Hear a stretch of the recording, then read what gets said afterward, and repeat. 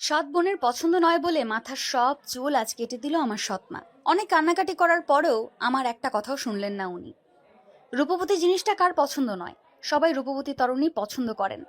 অনেকে চান সুন্দরী হতে, কিন্তু আমার কাছে রূপবতী হওয়া একটা অভিশাপ। নিজের চেহারার জন্য আমি অভিশপ্ত। আমার সৎমা এবং বোন সবসময় আমার রূপের হিংসা করেন। আমার মাঝে মাঝে মনে হয় ওইসব মেয়েদের মতো আমার মুখেও কেন অ্যাসিড ছুঁড়ে মারেনি। চুল কাটা হয়ে গেলে তরির হাত টান মেরে ফেলে দেওয়া হয় উঠানের এক কোণে। সৎমা ও বোন হাসতে হাসতে বাড়ির বাইরে চলে যায়। তরি সেখানে বসে কাঁদতে থাকে। এজন্য নয় যে তার চুলগুলো কেটে দেওয়া হয়েছে, সে কাঁদছে যে বাবা বারান্দায় বসে থেকেও কিচ্ছুটি বলল না। তরি গ্রামের একটা নিম্ন মধ্যবিত্ত পরিবারের মেয়ে। কাছের মানুষ বলতে তার আর কেউ নেই। তরির বয়স 3 কি 4 হতে না হতেই মা কলেরায় আক্রান্ত হয়ে এক রাতের মাঝেই মারা যায়। বাবা সে সময় মেয়ের চিন্তাতেই আরেকটা বিয়ে করে নিয়ে আসে। তবে কিছুদিন যাওয়ার পর সৎ মায়ের প্ররোচনায় এসে বাবা আস্তে আস্তে বদলাতে শুরু করেন। সৎ মা তরির যত্ন নিতেন না। বিশেষ করে নিজের একটা মেয়ে হওয়ার পর তরির চেহারা ওর সৎ বোনের চেয়ে অনেক ভালো হওয়ায় সৎ মায়ের এতে অনেক হিংসে হতো। তরির বয়স এখন 19 এর কাছাকাছি। ওর ছোট বোনের বয়স 15 কি 16 হবে হয়তো। তরির চেয়ে কম সুন্দরী হওয়ায় অনেকটা হিংসে হয় ওর। সেজন্যই তো আজ তরির মাথার সব চুল মাকে দিয়ে জোর করে কেটে দিল। মা মেয়ে অনেকটা খুশি আজ তরির এমন অবস্থা দেখে। তরির কিচ্ছু করার নেই, কারণ কিছু বলতে গেলে এ বাড়ির বাসি ভাতও যে তার কপালে জুটবে না। কাটা চুলগুলো হাতে তুলে নিয়ে বাড়ির পেছনের পুকুর পাড়ে চলে আসে তরি। পুকুর পাড়ের ওপর একটা বাঁকানো খেজুর গাছ আছে। পুকুরের পানির ওপর দিয়েই কিছুটা বাঁকা হয়ে আছে গাছটি। এখানে প্রায় এসে বসে থাকে সে। হাতে থাকা কাটা চুলগুলো নিয়ে গাছের ওপর গিয়ে বসে তরি। পা পানির ওপর মেলে দিয়ে কাটা চুলগুলো সামনে ধরে সে। নিজের এমন অবস্থার জন্য সে নিজের বাবাকে কখনো দোষারোপ করে না, সে দোষারোপ করে নিজের মাকে। আচ্ছা, মা কি আমাকেও নিয়ে যেতে পেরেছিলেন না? স্বার্থপরের মতো একা একা শান্তির ঘুম ঘুমাতে চলে গেলেন? নাকি আমি ওনার বোঝা হয়ে গেছিলাম যে এত তাড়াতাড়ি আমায় একা করে চলে গেলেন? হাতে থাকা চুলগুলো সহ পুকুরে শো করে তলিয়ে গেল তরি। সাঁতার সে জানে, তবে আজ আর সাঁতার কাটতে ইচ্ছে নেই তার। এই গভীর পুকুরটাতে তলিয়ে যেতে ইচ্ছে করে আজ ওর। কিন্তু কথায় আছে না, অভাগী যেখানে যায় সাগর শুকিয়ে যায়। এবারও এমন হলো। ঠিকমতো সে ডুবেও মরে যেতে পারল না। তার আগেই একজন পুকুরে ঝাঁপ দিয়ে তরিকে তুলে আনলো। তরিদের গ্রামটা আসলে লালমনিরহাটের কুলাঘাটে, যার পাশ দিয়ে বয়ে গেছে ধরলা নদী। জায়গাটা বেশ লোকপ্রিয় হওয়ায় বিভিন্ন জায়গা থেকে লোকজন ঘুরতে আসে সেখানে। তরিদের বাড়ির পেছন পাশ দিয়ে রাস্তা গেছে। এমনি ঘুরতে আসা লোকজনের মাঝে কেউ একজন তরিকে ডুবতে দেখে ফেলে। এরপর তরিকে উদ্ধার করে ঘাটে আনে। তরিকে কোলে করে ওদের বাড়িতে নিয়ে আসে। যে তরিকে তুলে আনলো তার বয়স হয়তো 40-45-এর কাছাকাছি হবে। তবে দেখে মনে হয় একদম সুস্থ সবল মানুষ। উনি তরির সুস্থতার খেয়াল করে নিজের গাড়িতে থাকা কিছু ঔষধ তরিকে খাইয়ে দিলেন। তরির বাবা পাশেই ছিলেন। লোকটির এমন পরিচর্যা দেখে তরির বাবা বেশ লজ্জিত হলেন। লোকটিকে দেখে মনে হলো উনি একজন ডক্টর। যাই হোক, তরির জ্ঞান ফেরার আগেই লোকটি তরির বাবার কাছে বিদায় নিলেন। বাড়িতে তরির সৎমা ও বোন ছিল না এতক্ষণ। তরির জ্ঞান ফিরলে নিজেকে বারান্দায় ছোট্ট চকিতে আবিষ্কার করলো। পাশে ওর সৎমা ও বোন দাঁড়িয়ে আছে। ওর জ্ঞান ফিরতে দেখলেই বলে, মরণ, অভাগী মরেও না। কোথা থেকে যে ওসব ফিরিস্তা আইসে পড়ে। হ্যাঁ গো, একটু আগে ডুব দিতে পারোস নাই? নাকি আগে লোকজন দেখা ফের ডুব দিছোস, যাতে তোরে কেউ আইসা বাঁচায়? তরি এসবের মানে কিছুই বুঝতে পারল না। প্রচুর মাথা ব্যথা করছে। মাথার ভেজা ওড়না পেঁচিয়ে ঘরের ভেতর চলে গেল। তরির গরিব ঘরের মেয়ে হলেও কি হবে, পড়াশোনায় প্রচুর মেধাবী।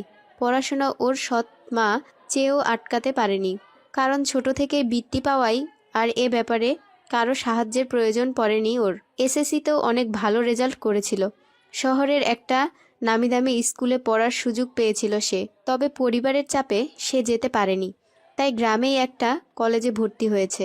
এখন উচ্চ মাধ্যমিক প্রথম বর্ষের ছাত্রী সে। 4 কি 5 হবে হয়তো। তরির বাবা উঠোনে বসে কুলোর গুণের তার দিয়ে গিট লাগাচ্ছিলেন। সে সময় সেদিনের মধ্যবয়স্ক লোকটি তরির বাবার সামনে এসে দাঁড়ায়। তরির বাবা লোকটিকে দেখে চমকে যায়, উঠে দাঁড়িয়ে সালাম দেয়। আসসালামু আলাইকুম। জি, ওয়ালাইকুম আসসালাম। কি কইবেন সাহেব? জি, আপনার মেয়েকে আমি আমার বাড়ির বউ বানিয়ে নিয়ে যেতে চাই। বিয়ে? জি। কথাটি শুনে তরির বাবা চিন্তিত মুখে দাঁড়িয়ে রইলেন। তৎক্ষণাৎ লোকটি তরির বাবার হাতে একটা ব্যাগ ধরিয়ে দিলেন। ব্যাগটা ওজনে বেশ ভারী লাগছিল, তাই সামাল না দিতে পেরে হাত থেকে মাটিতে পড়ে যায়। ব্যাগের চেইনটা খোলা থাকায় ব্যাগের ভেতরে থাকা বস্তুগুলো বেরিয়ে আসে, যেগুলো হলো টাকার বান্ডেল। তরির বাবা আর যাই হোক লোভী নন, তবে এমন সময় সংসার চালানো বেশ কঠিন। উনারও বয়স হয়েছে, খুব একটা খেটে রোজগার করার সামর্থ্য ওনার নেই। তাই সামনে থাকা ব্যক্তিটির দিকে তাকিয়ে উনি বললেন, সাহেব, আমি জানি নে আপনি কে। এইটাও জানি নে আমার মেয়েকে কি জন্যে নিজের বাড়ির বউ বানাইতে চান। তবে আপনাকে দেখে ভদ্রলোক মনে কয়, তাই কই আমি আমার মেয়েকে দিতে পারবো, তবে আমারে 2টা দিন সময় দেন। লোকটি কিছু একটা ভেবে উত্তর দিল, দেখুন, আমি কালকের মধ্যেই আপনার মেয়েকে নিয়ে যেতে চাই, তাই যা ভাবার জলদি ভাববেন। আমি এখন আসি। কথাটি বলে আর এক মুহূর্ত দেরি না করে চলে গেল লোকটি। যাওয়ার পথে লোকটি দেখতে পেল লাল হিজাবে তরি বাড়ির দিকেই আসছে। বাড়ির সামনে এত বড় গাড়ি দেখে বেশ বিস্মিত হয় তরি। তাড়াতাড়ি গিয়ে বাড়িতে ঢোকে সে। উঠানে গিয়ে দেখে ওর বাবা উঠানে একটা ব্যাগের পাশে পড়ে থাকা অনেকগুলো টাকার বান্ডেল গুছাচ্ছে। বাবার কাছে গিয়ে কপাল হালকা কুঁচকে জিজ্ঞাসা করে, বাবা, এত টাকা কোথায় পেলে তুমি? তরির বাবা বেশ হকচকিয়ে জবাব দেন, তুই ঘরে যা, তোর সব কথা না শুনলেও চলবো। যা এখন ঘরে যা। তরি আরও বেশি সন্দেহের দৃষ্টিতে তাকায় বাবার দিকে। টাকার ব্যাগ বাবার হাত থেকে উঠানের একপাশে ছুঁড়ে ফেলে দিয়ে বলে, বাবা, তোমায় যেটা বলেছি তার জবাব দাও। এত টাকা কোথায় পেলে? দেখ তোরে যেটা করতেছি সেটা শোন। যা ঘরে যা, মাথা গরম করবি না কইলাম। তরির বাবা এমন রাগ দেখে আর কিছু বলল না, ঘরে চলে গেল। আর যাই হোক এবাড়ির কারো ওপর এবাড়ির কারোর ওপর দিয়ে কথা বলার সাহসও অনেক দিন আগেই হারিয়েছে, যখন থেকে এ বাড়িতে ওর নতুন মা এসেছে। বিকেলের দিকে মা মেয়ের পুরো পাড়ার খবরাখবর নেওয়া হয়ে গেলে বাড়িতে ফেরে। রসুই ঘরের দায়িত্বটা তরিই সামলায়, বলা চলে প্রায় সকল কাজই সে করে। ওদিকে মা মেয়ে দুজনেই মিলে সারা গা মেরে খায়। পুকুরে গিয়ে গোসল করে দুজন মিলেই ঘরে ঢুকে চৌকির এক পাশে সেই ব্যাগ দেখতে পায়। ব্যাগে কি আছে তা দেখতে ব্যাগের চেইন খুলতেই দেখে অনেক টাকা।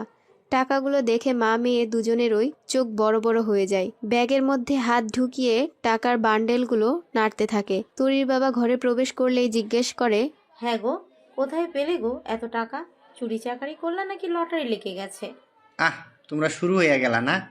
আরে, আজ একটা লোক তোরির বিয়ার জন্যে আইছিল, সেই দিয়া গেল এত টাকা। এখন এই টাকাগুলা যদি আজীবনের মতো চাও, তাহলে আগে তোমরা 2জন মিলে তোরিরে বিয়ার জন্যে রাজি করাও, বুঝলা? সকাল সকাল সৎমা ও বোনের আদর খেয়ে তরি হতভম্ব হয়ে বসে আছে।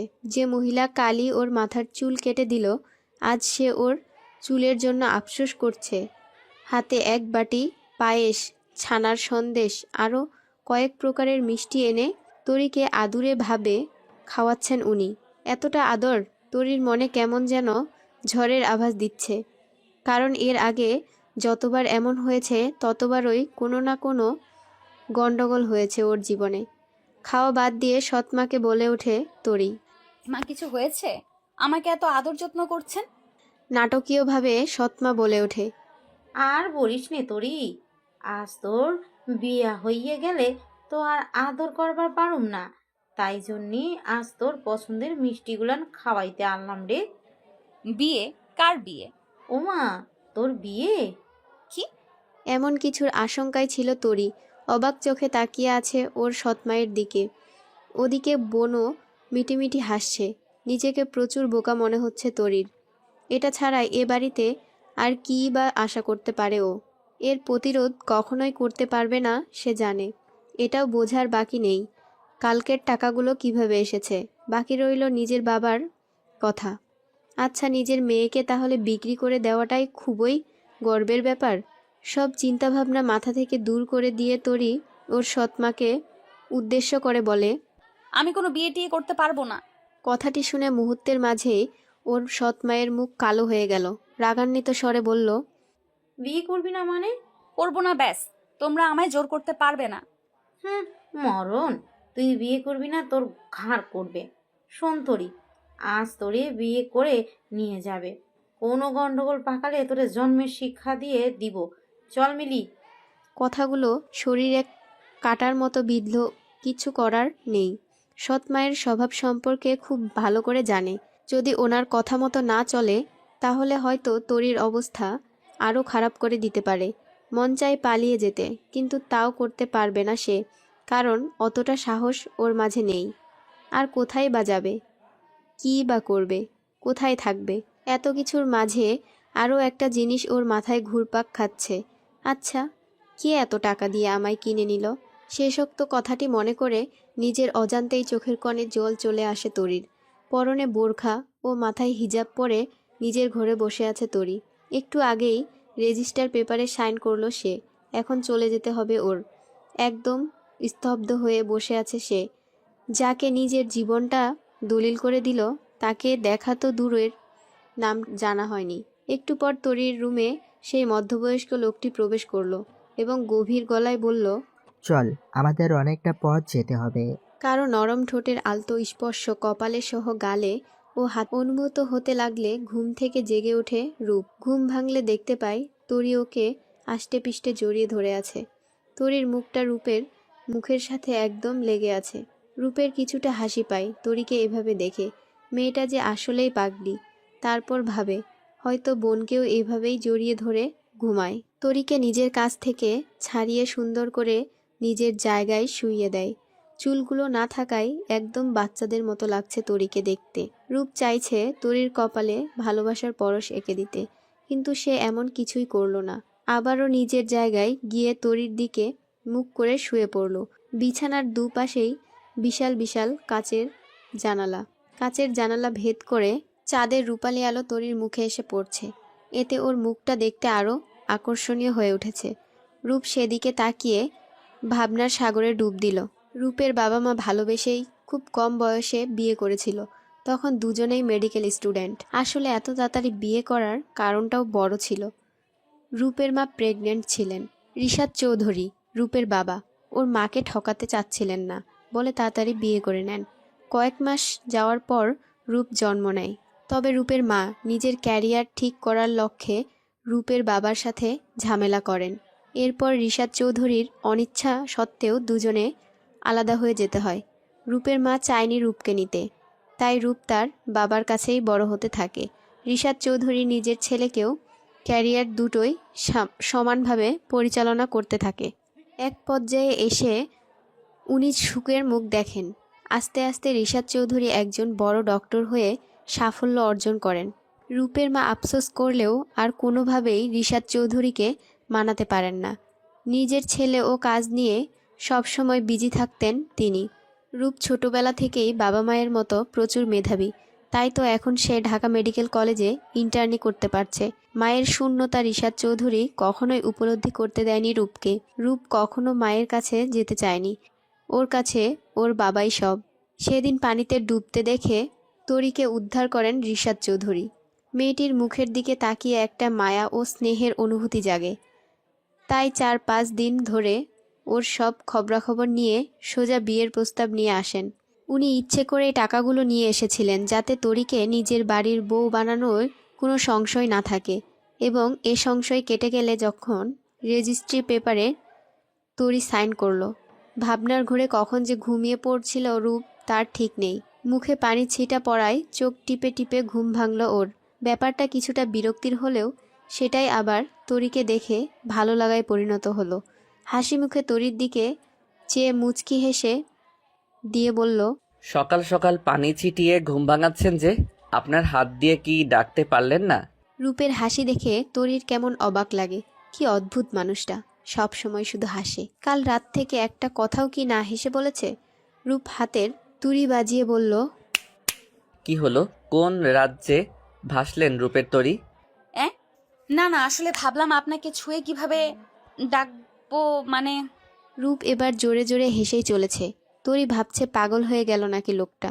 রূপ হাসতে হাসতে পেট ধরে শ্বাস নিতে থাকে আর হাঁপানো গলায় বলে, আপনি আমায় হাসিয়েই মারবেন দেখছি।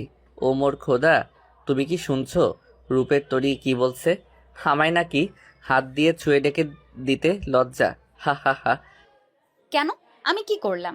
কাল রাতে আমায় আষ্টে পৃষ্ঠে জড়িয়ে ধরে ঘুমিয়েছেন, আর এখন বলছেন কি করলাম? তরি কাল রাতে এমন কিছুই ভয়ে ছিল। বাড়িতে থাকাকালীন মিলিকে প্রায়ই এমন জড়িয়ে ধরে ঘুমাতো সে, কিন্তু কাল রাতে ছি ছি, একই কাজ করেছে সে। ভাবতেই কেমন লাগছে ওর। লজ্জা পাবেন না, কবুল না বললেও লিগেলি হাজব্যান্ড ওয়াইফ আমরা। সো তরি আর কিছু না বলে ওয়াশরুমে ঢুকে পড়ল। আর যাই হোক, কাল রাতের কাজটা একদমই ঠিক হয়নি।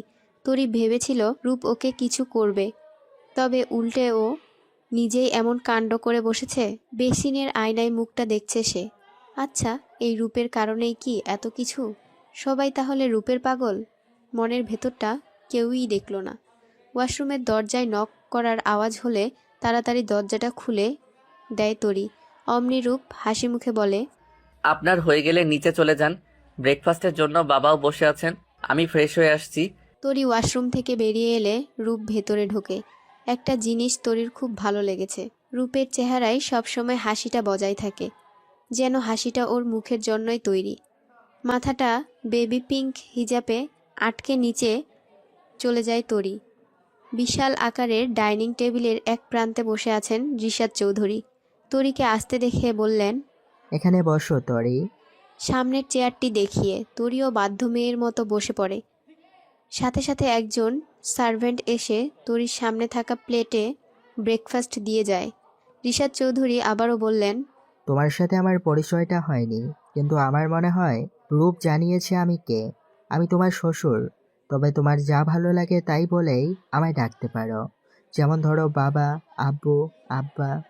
বলেই হালকা হেসে দেন। তরিও ওনার কথায় খানিক হেসে ওঠে। আচ্ছা তরিমা, তোমার একটা কথা বলার ছিল। তরি ওনার দিকে তাকিয়ে বলল, জি বাবা, বলুন। কাল থেকে তুমি কলেজে যাবে। আমি তোমার যাবতীয় পড়াশোনার ব্যাপারে এখানকার একটা কলেজ ঠিক করেছি। কাল থেকে তুমি সেখানে যাবে। কলেজ কথাটি শুনে মন আনন্দে নেচে ওঠে তরির। এখন তো নিজের শ্বশুরকে মাথায় তুলে নাচতে ইচ্ছে করছে ওর। আর যাই হোক, পড়াশোনা করতে পারবো, এটাই যথেষ্ট। কিন্তু বাবা, আমায় কে নিয়ে যাবে? মানে, আমি তো এখানকার কিছুই চিনি না। তরিমা, এত বকা হলে কি করে হবে বলতো? তোকে তো রূপ দিয়ে আসবে, তবে আসার সময় আমাদের যে কোনো একটা ড্রাইভার তোমায় গিয়ে আনবে, কেমন? ও, তাহলে ঠিক আছে। রূপ সিঁড়ি বেয়ে নামতে নামতে তরির দিকে তাকায়। তরির মাঝে এতটাই বিভোর হয়ে যায় সে, হোঁচট খেয়ে পড়ে যায়।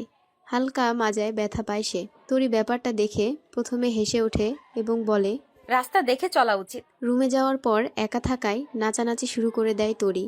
আবার নিজের প্রিয় বন্ধুদেরকে ফিরে পাবে সে। বাহ, কি মজা! বই ছাড়া তরি আর তরি ছাড়া বই কেমন যেন ফিকে ফিকে লাগে। যতই হোক সম্পর্কটা ছোট থেকে গভীর অনেক। রূপ ব্রেকফাস্ট শেষ করে রুমে এসে তরির এমন কাণ্ড দেখে হাসতে শুরু করে দেয়।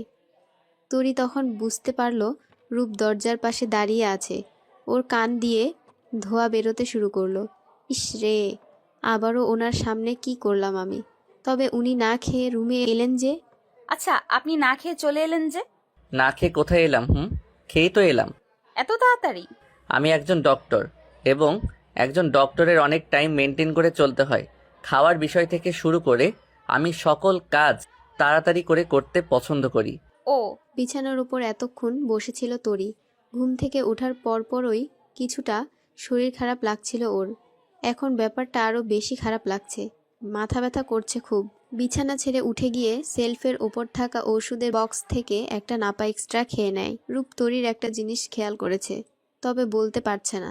মাথা নিচু করে দাঁড়িয়ে আছে সে। ওষুধ খাওয়া হয়ে গেলে বিছানার একপাশে গিয়ে শুয়ে হেলান দিয়ে বসে পড়ে। এরপর কিছু একটা দেখে চোখ বন্ধ করে চিৎকার দেয়। না। সাদা বিছানার চাদরে রক্তের দাগটা স্পষ্ট। তরি নিজের জায়গায় বসে চোখ বড় বড় করে তাকিয়ে আছে সেদিকে। ওর বুঝতে বাকি নেই দাগটা কিসের। হয়তো এমন কিছুর জন্যই মাথা ব্যথা করছে ওর। এই মুহূর্তে এতটা লজ্জা লাগছে তরির, যা বলে বোঝানো যাবে না। দরজার সামনেই দাঁড়িয়ে আছে রূপ। রূপ অবশ্য চোখ নামিয়ে রেখেছে। তরি একবার রূপের দিকে তাকালো। চোখে চোখ পড়তেই রূপ তাড়াতাড়ি করে রুমের দরজাটা লাগিয়ে চলে গেল। নিজের এমন অবস্থার জন্য এই মুহূর্তে তরির কোনো রকম প্রস্তুতি নেই, কারণ এ বাড়িতে আসার আগে নিজের সমস্ত জিনিসপত্র সেভাবে গোছায়নি সে। বেডশিটের ওপর ব্লাড দেখেই গায়ে কেমন কাটা দিয়ে উঠেছে। কোনো কিছু চিন্তা না করেই বিছানা থেকে নেমে একটানে বেডশিটটা নিয়ে দৌড়ে ওয়াশরুমে চলে যায়। বেডশিটটা কাচতে কাচতে এক পর্যায়ে তরি নিজেই ভিজে যায়, তাই একই সাথে গোসলটাও সেরে ফেলে। তবে এবার সে পড়ল আসল ঝামেলায়। তড়িঘড়িতে জামাকাপড় ও শাড়ি নিয়ে আসতেই ভুলে গেছে সে। এবার উপায়? আচ্ছা, উনি তো এখন রুমে নেই, তাহলে তোয়ালেটা পেঁচিয়ে আমি কাপড় চোপড় নিয়ে আসি। মনে মনে ফোন দিয়ে আসছে তরি। ওর যা ভাবা তাই কাজ। গায়ে টাওয়াল পেঁচিয়ে ওয়াশরুম থেকে বেরিয়ে আলমারির সামনে এসে দাঁড়ায় সে। কিন্তু কি আর করার, মুখোমুখি তো হতেই হবে পরের দুজনকে, তাই না?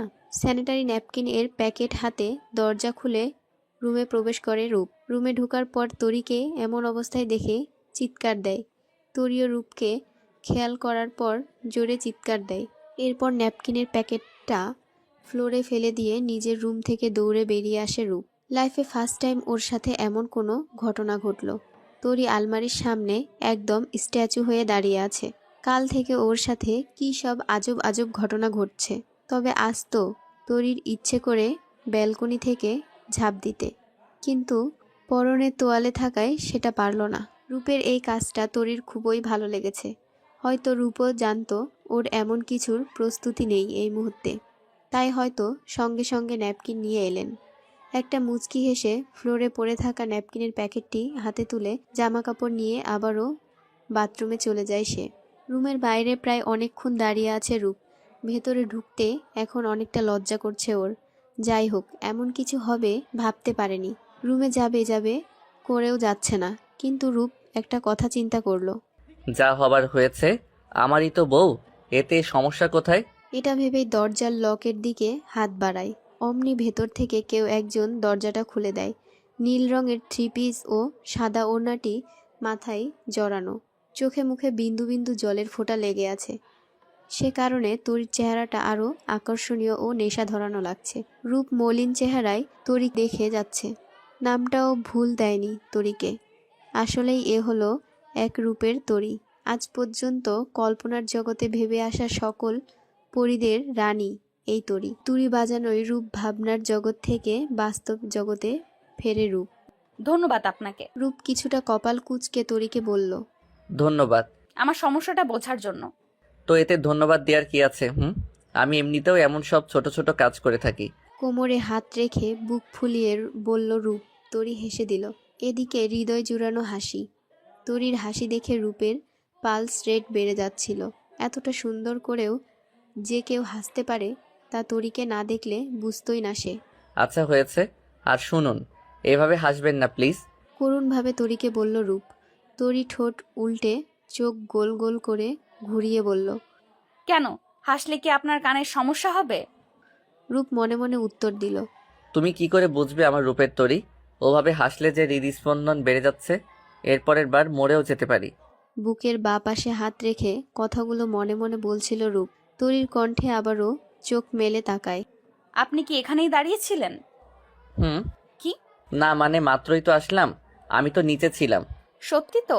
তো আপনার কি মনে হয় আমি আপনাকে আবার টাওয়েলে মোড়ানো দেখতে দাঁড়িয়ে থাকবো? তরির দিকে কিছুটা ঝুঁকে দুষ্টু হেসে কথাটি বলল রূপ। তরি খানিকটা লজ্জা পায়, কারণ মনে মনে ও এটাই ভেবেছিল। রূপ ওকে পাশ কাটিয়ে রুমে ঢুকে পড়ে। আলমারি থেকে কাপড় চোপড় বের করে বিছানায় রাখতে রাখতে বলে, আমি একটু পর বের হব, ফিরতে রাত হতে পারে। আপনারা একা থাকতে কোনো সমস্যা হলে আন্টিকে ডেকে নেবেন। আচ্ছা। আপনার যদি কিছু দরকার হয় আমায় বলে দেবেন, আমি আসার সময় নিয়ে আসবো। তরি মুখ ফুসকে বলে দেয়। এখানে ফুচকা পাওয়া গেলে ফুচকা নিয়ে আসবেন। বলার পরপরই জিহব্বায় কামড় দেয় সে। মনে মনে ভাবে, থুর, কি যে বলে ফেললাম, এখন তো আমায় খাদক ভাববে। তরির কথায় সে হেসে দেয়। মেয়েটা যতটা পাগলি ততটাই বোকা, আর খুবই কিউট। এতটা কিউট যেন সুন্দর কোনো নিষ্পাপ শিশুদের মতো। এরপর আর দেরি না করে টাওয়ালটা নিয়ে ওয়াশরুমে চলে যায় রূপ। গোসল শেষে প্রতিদিনের মতোই টাওয়াল পেঁচিয়ে ওয়াশরুম থেকে বেরিয়ে আসে রূপ। বিছানার ওপর বসে নখ কাটছিল তরি। রূপকে ওভাবে ওয়াশরুম থেকে বেরিয়ে আসতে দেখে চোখ বন্ধ করে নেয় সে। উন্মুক্ত ফর্সা বুক ও পিঠ দেখতে দারুণ লাগছে রূপকে। তরির চোখ বন্ধ করে দেখে রূপ হেসে দেয়। এই যে রূপের তরী, চোখ বন্ধ করলেন যে? মানেটা কি? হ্যাঁ, আপনি এইভাবে আমার সামনে আসবেন আর আমি চোখ খুলে আপনাকে দেখবো? তোর সমস্যা কোথায়? আমি তো আর অন্য কেউ নই, তাই না? আচ্ছা, আপনার কি লজ্জা লাগছে না এভাবে আমার সামনে দাঁড়িয়ে আছেন? লজ্জা লাগবে কেন? আপনি তো আর অন্য মেয়ে নন, আপনি তো আমার বউ। তো লজ্জা কোথা থেকে আসবে? ইস, আমার এখানে থাকা ভুল হয়েছে। আপনি জামা কাপড় পরুন, আমি গেলাম। চোখ বন্ধ করেই দরজার বাইরে দৌড় দেয় তরি। রূপ ওকে দেখে হেসে বাঁচে না। হসপিটালে আজ একটু চাপ কম। অন্য দিনের মতো আজকে তেমন কোনো ক্রিটিক্যাল পেশেন্ট আসেনি। ওয়ার্ডে গিয়ে আগে পেশেন্টদের ফাইলগুলো দেখছিল রূপ। ইন্টার্নি করলেও ওর চিকিৎসা দেখে মনে হবে কত অভিজ্ঞ ডাক্তার। তাই তো বড় বড় ডাক্তাররাও সার্জারি বা বড় কোনো অপারেশন করতে গেলে রূপকে সাথে রেখে কাজ করেন। হসপিটাল বা পেশেন্ট সংক্রান্ত কোনো বিষয় হলে রূপের অন্য কোনো দিকে খেয়াল থাকে না। ফাইলগুলো দেখার মাঝে এতটাই বিভোর ছিল যে পেছন থেকে একজন ডেকে যাচ্ছে তা টেরই পায়নি সে। ওয়ার্ডের দরজার পাশে গালে হাত দিয়ে দাঁড়িয়ে আছে মৃধা। মৃধা বলা চলে রূপের বেস্ট ফ্রেন্ড। ওরা দুজনেই মেডিকেল কোর্স একসাথে কমপ্লিট করেছে। এখন পর্যন্ত একসাথে আছে দুজনে। এমন বন্ধুত্ব আজকাল খুবই কম দেখা যাবে। তবে রূপের বিয়েটার ব্যাপারটা এখনও জানে না সে, কারণ তড়িঘড়িতে বলা হয়ে ওঠেনি। এত ডাকার পরও যখন উত্তর দিল না, তখন পেছন থেকে এসে মাথায় একটা বাড়ি মেরে দিল মৃধা। রূপ জানে যে এটা মৃধার কাজ, তাই পেছনে না ফিরে ফাইল দেখায় মন দিল সে। ওই তুই সবসময় কাজ নিয়ে এত বিজি থাকিস কেন বলতো? তোর অত শুনতে হবে না, যা গিয়ে কাজ কর। ধুর, সবসময় কাজ করতে ভালো লাগে? তোর এই আলসেমির জন্যই তো রোগীদের 12টা বেজে যায়। আচ্ছা বাদ দে, তোর কাজ শেষ? হুম এই তো, এই ফাইলটাই দেখা বাকি আছে। এবার বল। চল ক্যান্টিনে যাই। ও চল, তোকেও কিছু বলবো। কালই বলতাম কিন্তু খেয়াল ছিল না। দুজনে মিলে ক্যান্টিনে চলে যায়। মৃধা ভ্রু নাচিয়ে জিজ্ঞাসা করে, হ্যাঁ রে, কি এমন বলতে চাইছিলি?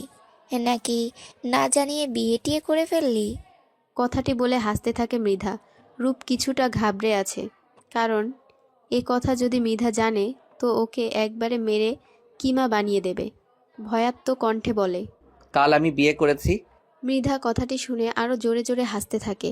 ওকে দেখে মনে হচ্ছে রূপ যেন একটা মজার জোকস শোনালো ওকে। হাসিটা কন্ট্রোল করার চেষ্টা করে মৃধা বলে, হ্যাঁ রে, তাই নাকি?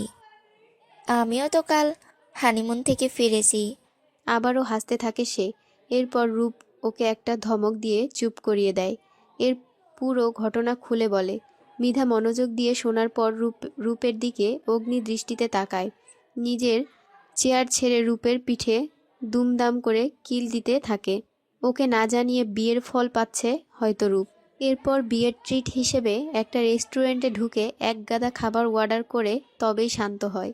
বাড়ির পথে আসার সময় রূপের মনে পড়ে তরি ফুচকার কথা বলেছিল। তাই একটা ফুচকার দোকান দেখে গাড়ি থামিয়ে ফুচকা কিনতে চায়। মোবাইলটা গাড়িতেই রেখে যায়।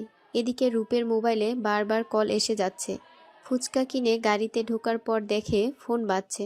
ফোনটা ধরার পর ওপাশে ব্যক্তিটির কথা শুনে রূপের মুখটা এমন হয়ে যায় যেন কেউ ওর জীবন কেড়ে নিতে চেয়েছে। তড়িঘড়ি করে গাড়ি স্টার্ট দিয়ে বেরিয়ে পড়ে সে। অজ্ঞান অবস্থায় বিছানায় শুয়ে আছে তরি। তরির মাথার কাছে বসে আছে রিশাদ সাহেব এবং রুমে দুজন সার্ভেন্ট রয়েছে। তরিকে অজ্ঞান অবস্থায় দেখে রূপের জান যায় যায় ভাব। হাতে থাকা জিনিসপত্র টেবিলে রেখে দৌড়ে গিয়ে তরির পাশে বসে। মেয়েটার মুখটা মলিন হয়ে আছে। রিশাদ সাহেবের দিকে চিন্তিত চেহারায় তাকিয়ে বলে, কিভাবে হলো এমন বাবা? আমিও জানি না বাবা। চিত্রা তোরের রুমে খাবার দিতে এসে দেখে দরজা ভেতর থেকে লক। যখন অনেকবার ডাকার পরেও তোরই দরজা খুলল না, চিত্রা আমাদেরকে ডেকে আনে।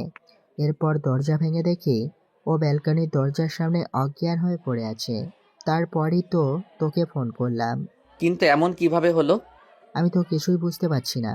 এমনিতেও রাত, তারপরেও ওর এমন অবস্থা দেখে ভয় পেয়ে গেছিলাম রে। আচ্ছা, তোমরা না হয় এখন যাও, আমি ওকে দেখে নিব। সেটাই বেটার হবে। আমি তাহলে উঠি। রিশাদ সাহেব ও সার্ভেন্টরা চলে যায়। দরজা বন্ধ করে দিয়ে রূপ এসে তরির মাথার কাছে বসে। মুখটা কেমন শুকনো লাগছে ওর, হয়তো দুপুরে খায়নি। মাথায় হাত বুলিয়ে দিতে লাগলেই তরি আস্তে আস্তে জেগে ওঠে এবং উঠে কান্নাকাটি শুরু করে দেয়। তরির কান্নাকাটি দেখে রূপ কিছুটা ঘাবড়ে যায়। এভাবে কান্নাকাটি করার কারণ জানতে চাইলে তরি আবারও জোরে জোরে কান্না করতে থাকে। এক পর্যায়ে রূপ ওকে জোর করে একটা ধমক দেয়। তরি অত জোরে ধমক খেয়ে চুপ করে যায়, কিন্তু তখনও আস্তে আস্তে কাঁদতে থাকে। এবার রূপ ওর কাছে এমন হওয়ার কারণ জানতে চাইলে তরি বলতে থাকে, সন্ধ্যার কিছুক্ষণ আগে ছাদ থেকে বেডশিটটা নিয়ে রুমে এলাম। এরপর ব্যালকনিতে গিয়ে যেই লাইট দিলাম, দেখি ব্যালকনিতে রাখা চেয়ারে শাড়ি পরা একটা কঙ্কাল বসে আছে আর তার মুখে লাল লাল আলো জ্বলছে। আমি খুবই ভয় পেয়ে গেছিলাম। তারপর আমি দৌড়ে ওখান থেকে চলে আসার সময় হোঁচট খেয়ে পড়ে যাই। তরি যে একটু বোকা তা রূপ জানত, তবে সে যে এতটা ভীতু তা সে জেনে হাহা করে হাসতে শুরু করে দেয়। ওর হাসি দেখে তরি আবারও কাঁদতে শুরু করে আর ফুপিয়ে ফুপিয়ে বলে, আপনি খুব খারাপ। আমি ভূত দেখে ভয় পেয়ে কাঁদছি আর আপনি হাসছেন। রূপের হাসির মাত্রা আরও বেড়ে যায়। হাসতে হাসতে তরিকে বলে, ও ভালো কথা, তাহলে চলুন আমি আপনাকে ভূতের সাথে পরিচয় করিয়ে দেই। কি? চলুন। না না, আপনি পাগল নাকি? আমি এমনিতেও অনেকটা ভয় পেয়েছি, তার উপর আর ওখানে আমি যাব না। আমি আর ব্যালকনিতে যাব না। আহা, আমি বলছি তো ওই ভূতের সাথে আমার ফ্রেন্ডশিপ আছে, আপনাকে কিচ্ছু করবে না। ভূতেদের সাথে ফ্রেন্ডশিপও করা যায়? আগে জানতাম না তো। এখন তো জানলেন। আর ভূতের পরনে একটা শাড়ি ছিল, তাই না? হ্যাঁ, আপনি কিভাবে? ওই শাড়িটা আমি ওকে গিফট করেছি। আপনার মাথা ঠিক আছে? কি আবল তাবল বলছেন? আবল তাবল?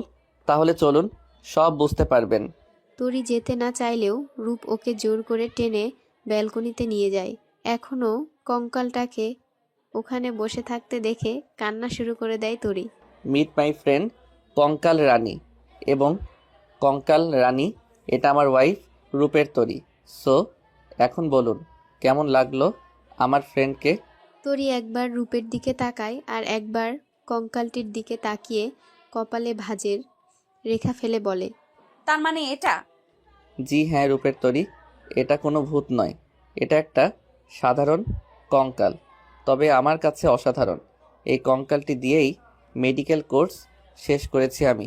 অতটা স্পেশাল কিছু নেই, এটা একটা মেয়ে কঙ্কাল, তাই এভাবে শাড়ি পরিয়ে রেখে দিয়েছি। আসলে বেলকনিতে একা বসে থাকতে ভালো লাগতো না, তাই এই কঙ্কালটি সাজিয়ে রাখা। আচ্ছা, আপনার মাথায় কি বুদ্ধি শুদ্ধি নেই? এভাবে একটা কঙ্কাল রেখেছেন, তার উপর এমন ভাবে সাজিয়েছেন যে কেউ দেখলে ভয় পেয়ে যাবে। আমিও অনেকটা ভয় পেয়েছিলাম। ওকে ওকে, আজ থেকে সরিয়ে দিচ্ছি, আর এটা এখানে রাখবো না। এবার হ্যাপি? তরি রাগে মুখ ফুলিয়ে কিছু না বলেই রুমে চলে যায়। এরপর রিশাদ সাহেব, রূপ ও তরি একসাথে ডিনার শেষ করে। তরি খাওয়া দাওয়া শেষে রুমে চলে আসে। রূপ জানে যে তরি রাগ করেছে। বিছানার মাঝখানে এক গাদা বালিশ দিয়ে নিজের জায়গায় শুয়ে পড়ে তরি। একটু পর রূপ রুমে আসে, দেখে একদম বাচ্চাদের মতো গুটিসুটি মেরে শুয়ে আছে তরি।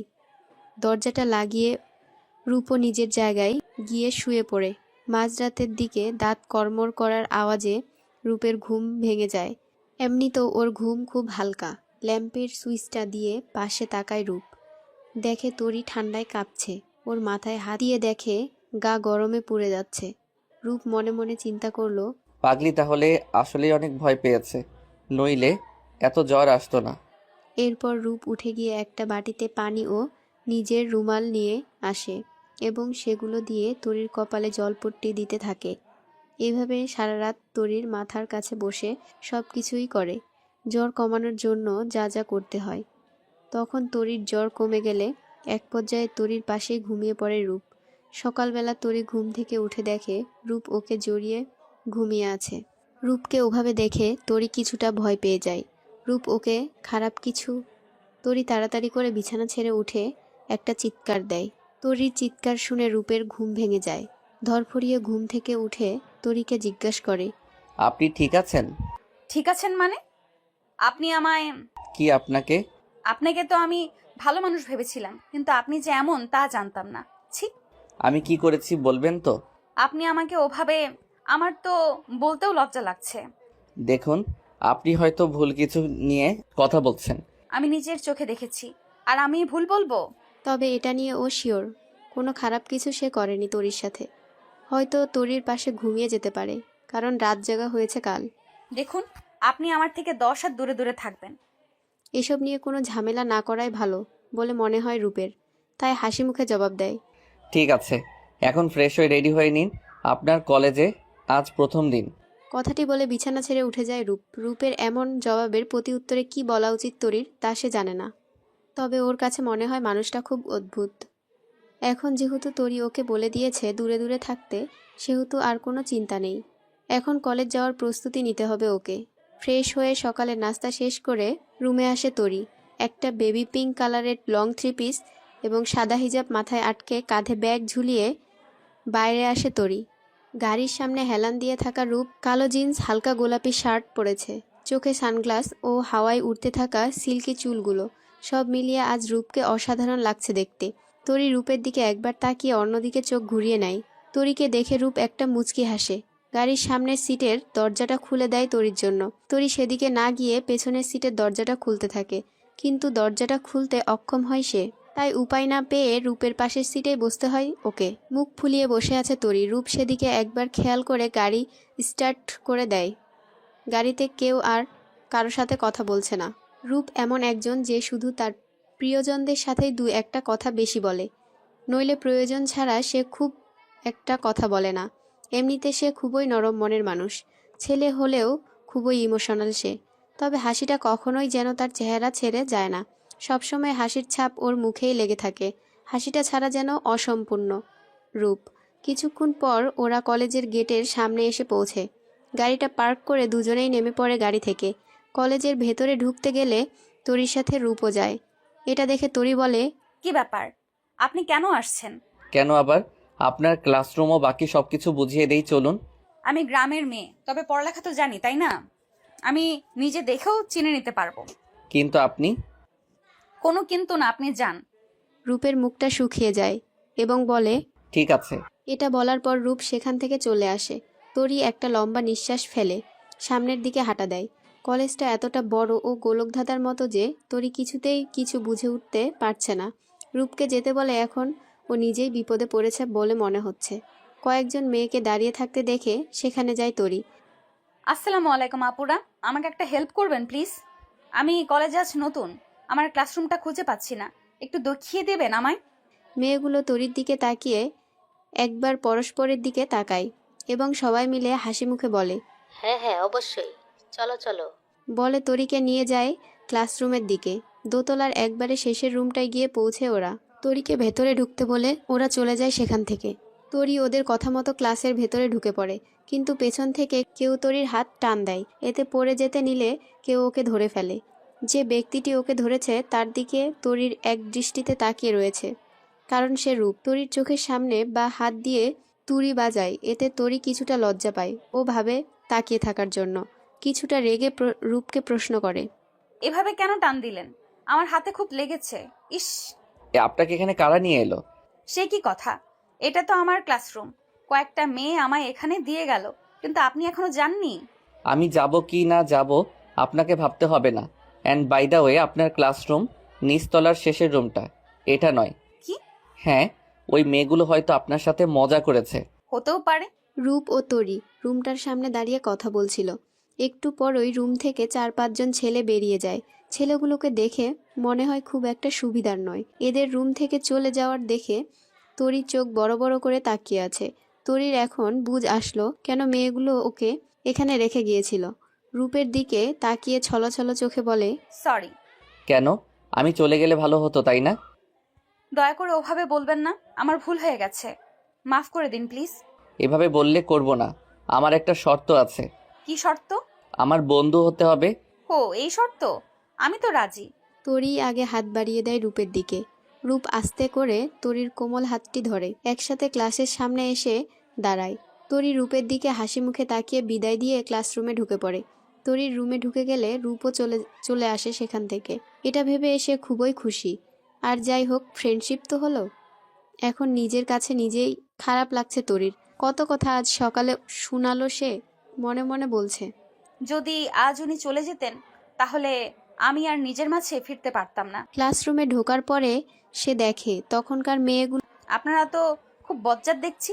একটু সাহায্য কি চাইলাম, উল্টে আপনারা আমায় বিপদে ফেলতে চাইলেন। তোমার সাহস তো কম না মেয়ে, আমাদের ক্লাসরুমে এসে আমাদের ফ্রেন্ডকে কথা শোনানো হচ্ছে।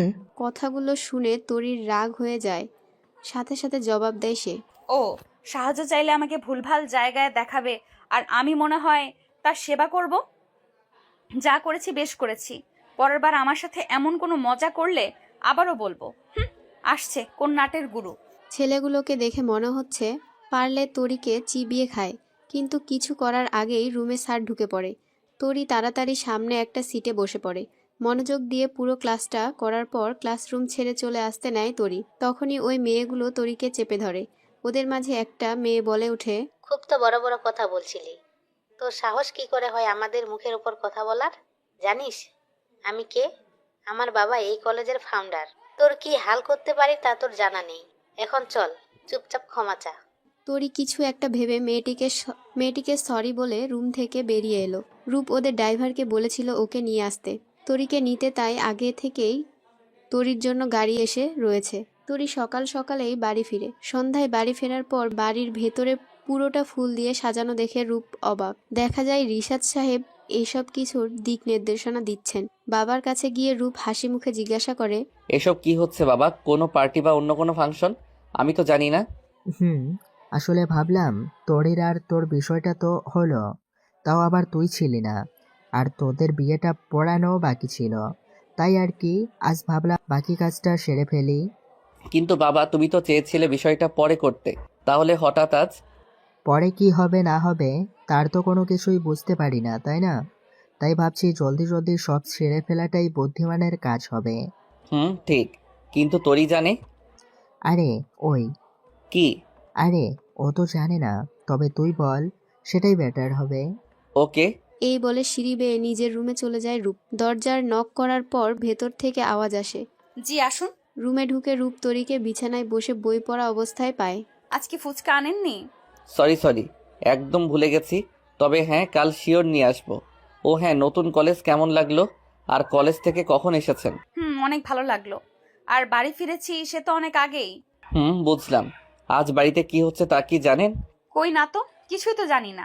রূপ এদিক ওদিক চোখ উল্টিয়ে সরাসরি বলে তরিকে, আজ আমার আর আপনার বিয়ে। বিয়ে? হ্যাঁ, আমাদের বিয়ে পড়ানো হবে আজকে। ও। এটুকু বলে আবারও চুপচাপ নিজের বই পড়ায় মন দিল তরি। রূপ তরির এমন রিয়াকশনে অবাক, কারণ ও ভেবেছিল তরি হয়তো আরও কিছু বলবে, কিন্তু না, আর একটাও কথা না বলে স্বাভাবিকভাবে বই পড়ে যাচ্ছে সে। রূপ অত শত না ভেবে ফ্রেশ হতে চলে গেল। রাত 8টার দিকে বিয়ে পড়ানোর জন্য কাজী এসে চৌধুরী ম্যানশনে পৌঁছালো। হালকা কিছু লোকজনের সমাগম হলো বাড়িতে। সাদা শার্টের ওপর কালো কোট ও কালো প্যান্ট রূপকে দারুণ লাগছে।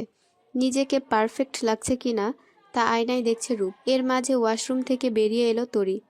লাল এবং কালোর মিশ্রণে একটা শাড়ি ও মাথায় কালো রঙের হিজাব। বেরিয়ে এসেই রূপের দিকে হাঁ করে তাকিয়ে আছে সে। আপনিও কালো পড়েছেন? বাহ। ও, হোয়াট এ কো ইনসিডেন্স। আমিও তো তাই ভাবছি। আচ্ছা, ভাবাভাবির পর্ব শেষ করুন, চলুন নিচে চলুন, নইলে বাবা আপনাকে কিছু না বললেও আমায় আস্ত রাখবে না। ঠিক আছে চলুন। বিয়ের বাকি কাজ ভালোভাবেই শেষ হয়ে যায়। এরপর খাওয়া দাওয়া, হালকা গল্পগুজব করে সবাই চলে যান। নিজের রুমে এসে জামাকাপড় চেঞ্জ করে ক্লান্ত শরীর নিয়ে শুয়ে পড়ে রূপ। আজ অনেকটাই ক্লান্ত সে। রূপকে দেখে তরি বলে, এই যে আপনি তো আমার জায়গা নিয়েই শুয়ে পড়লেন। ঘুম ঘুম কণ্ঠে আস্তে রূপ বলে, আজ আর সেকশন আলাদা না করি, আমার খুব ঘুম পাচ্ছে। আপনি প্লিজ আজকের মতো অ্যাডজাস্ট করুন, কাল থেকে না হয় বর্ডার দিয়ে শুভ। তরি আর কিছু না বলে চেঞ্জ করে নেয়। এরপর বিছানার সামনে সোফায় গিয়ে নিজের ক্লাসের একটা বই খুলে বসে পড়ে। কিছু সময়ের মাঝেই রূপ গভীর ঘুমিয়ে বিভোর হয়ে যায়। বইয়ের পাতার ওপর থেকে চোখ তুলে রূপের দিকে তাকায় তরি। একটা মুচকি হেসে বইটা বন্ধ করে দিয়ে ধীর পায়ে রূপের মাথার কাছে গিয়ে বসে সে। ভালো করে পর্যবেক্ষণ করার পর সে দেখল আসলেই রূপ গভীর ঘুমে। এবার সে তার ডান হাতটা রূপের মাথার চুলে ডুবিয়ে দেয়। আস্তে আস্তে হাত বুলাতে থাকে রূপের মাথায়, আর মনে মনে হাজারো কথা বলতে থাকে সে। আপনি আমাকে যে বোকা বলেন, আপনি তো নিজেই বোকা, কিছু বোঝেন না। অবশ্য বোঝার মতো আমি তেমন কিছু করিও নি। আপনি যে কেমন তা আমি প্রথম দিনেই বুঝে গেছি, কিন্তু আমি কেমন তা আপনি হয়তো এখনো বোঝেননি। আমার অতটাও যোগ্যতা নেই যে আমি আপনার উপর নিজের রাগ ক্ষোভ উজাড় করব। আমি নিতান্তই একটা ছোট পরিবারের মেয়ে। আপনার মতো ছেলের সাথে বিয়ে হবে তা আমি কখনো স্বপ্নেও কল্পনা করতে পারিনি। জানেন, আপনি যতটা সুন্দর দেখতে তার থেকে হাজারো গুণ সুন্দর আপনার মন মানসিকতাও। আপনাকে যতটা দেখি ততটাই অবাক হই। আচ্ছা, আপনার ঠোঁটে সবসময় ওই হৃদয়ের কারণে হাসি কিভাবে থাকে বলবেন আমায়? আপনার হাসিটা যে দেখার জন্য আমি লুকিয়ে লুকিয়ে আপনার দিকে চেয়ে থাকি। জানেন, কাল রাতে একটু রাগ হয়েছিল আপনার উপর। আপনি যে আমায় জড়িয়ে ধরেছিলেন তা আমি টের পেয়েছিলাম। তবে আমার রাগ এই কারণে হয়েছিল যে সারা রাত আমার জন্য আপনি এত কষ্ট করলেন কেন? আমায় একটিবার ডাকতেও তো পারতেন। তাই তো আপনার সাথে সকালে অমনটা করেছিলাম। সেটার জন্য আপনার কাছে ক্ষমাও চাইছি। দয়া করে মাফ করে দিবেন। আজ অবশ্য বিয়ে পড়ানোর বিষয়টা আমিই বাবাকে বলেছিলাম। ভাবলাম বিয়ে তো বিয়েই, বাকি কেন থাকবে। আর হ্যাঁ, ইচ্ছে করেই শাড়িটা আপনার সাথে ম্যাচিং করে পরেছিলাম। আপনাকে আমি হয়তো এইসব কিছু মুখ ফুটে কখনো বলতে পারবো না, তবে আপনি যেদিন আপনার মনের কথাগুলো আমায় বলবেন সেদিন এমনিই বুঝে যাবেন সবকিছু। আমার তো এটাই মনে হয় আপনি আমার জীবনে পাওয়া সেই উপহার যা সারা জীবন ধরে আমার ঠোঁটে হাসি ফোটাতে পারবে। আপনি বললেন না আমার রূপের জন্য আপনি আমায় ডাকেন রূপের তরী, কিন্তু আমি তো নিজেকে আপনার তরী বলে ভাবি। পরদিন সকাল সকাল ঘুম থেকে উঠে তরিকে সোফায় শুয়ে থাকতে দেখে রূপ। একদম বাচ্চাদের মতো গুটিসুটি মেরে শুয়ে আছে সে।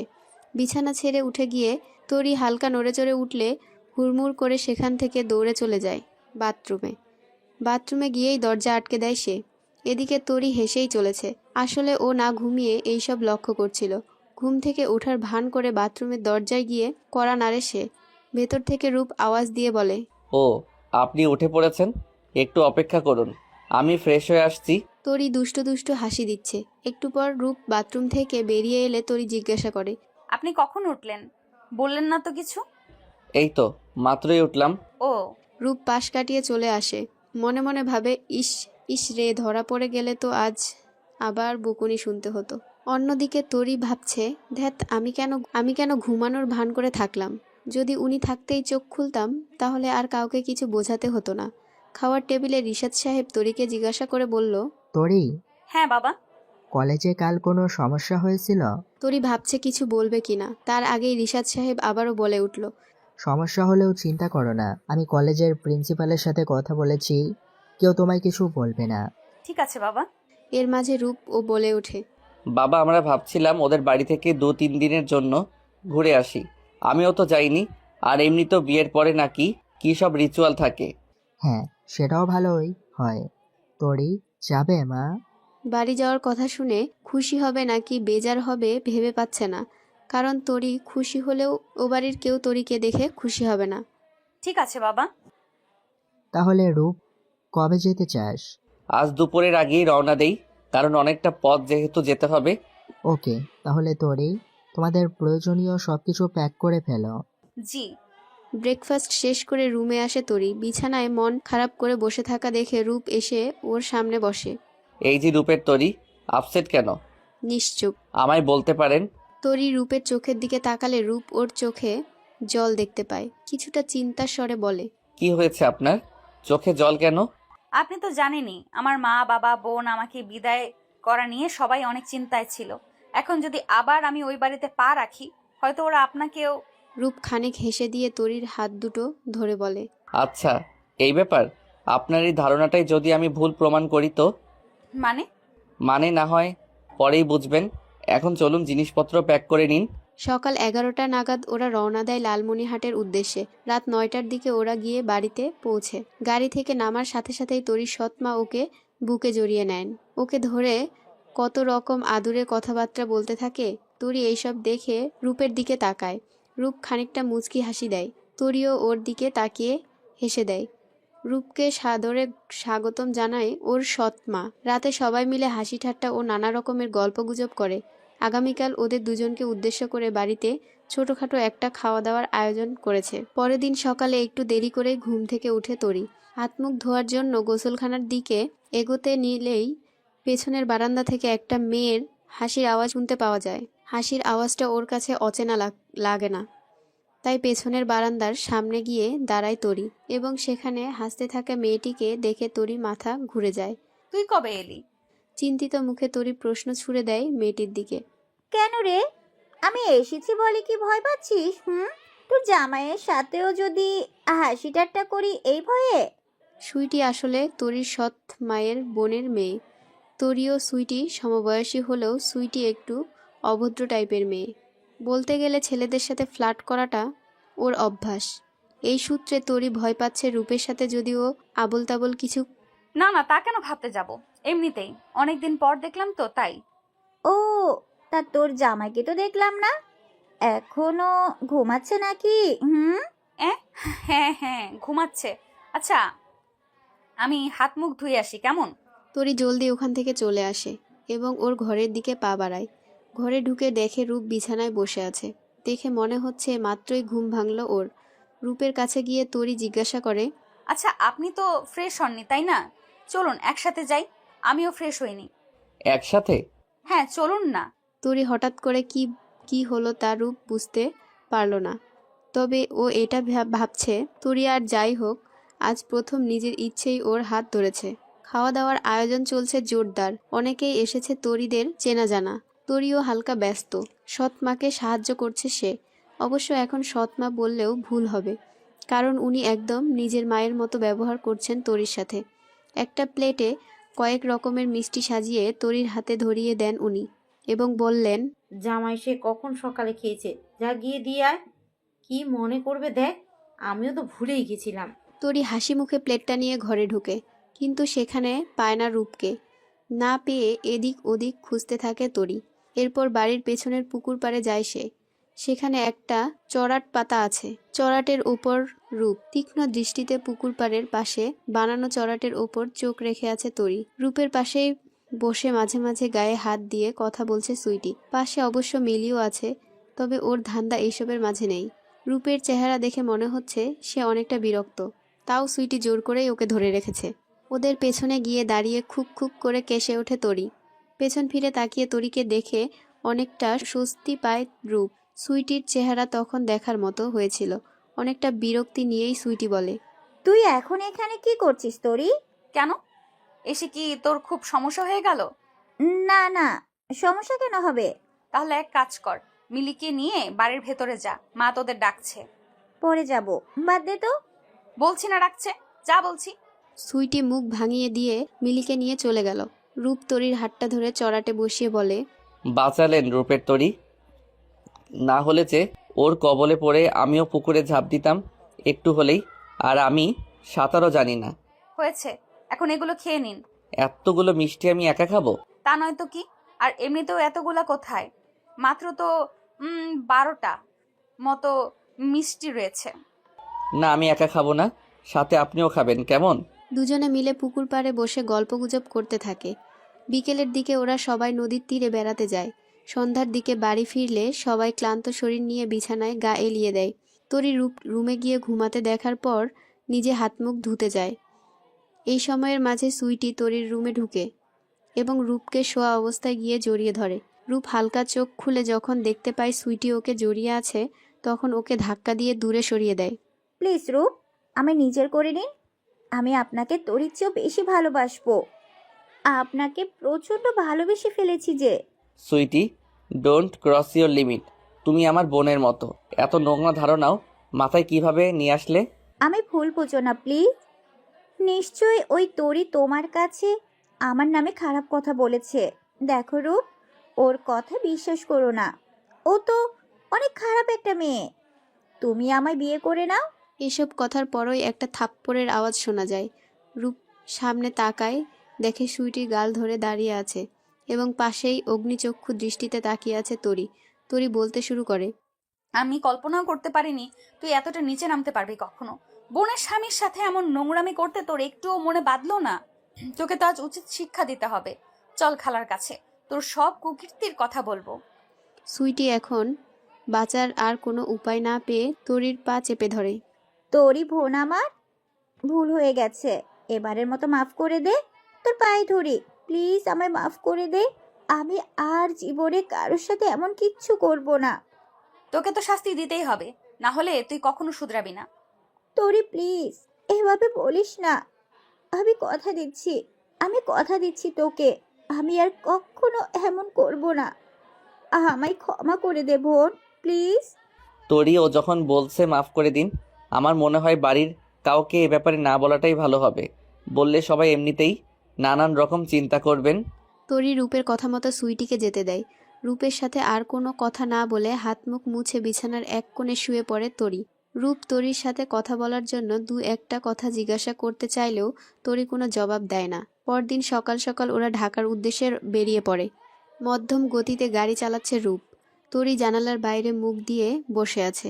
ওদের দুজনই অনেক কিছু চিন্তা ভাবনা করছে, তবে ওদের চিন্তাটা একই বিষয় নিয়েই। তবে ওরা কেউ জানে না।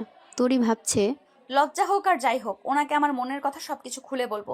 উনি তো আমারই স্বামী, ওনাকে এসব বলবো না তো কাকে বলবো? এমনিতেও স্বামী স্ত্রী কখনো এমন দূরে দূরে থাকে? আজ বাড়ি ফিরে সবকিছু বলবো ওনাকে।